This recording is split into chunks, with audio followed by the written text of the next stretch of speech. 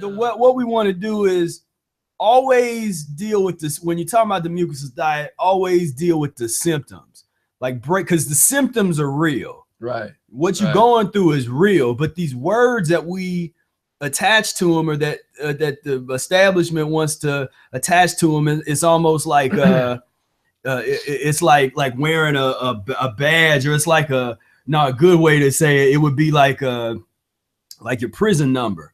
You know, you go to prison, you ain't known by your name, you're known by your number. Right. And that's the way people treat diseases, is they say, I have such and such.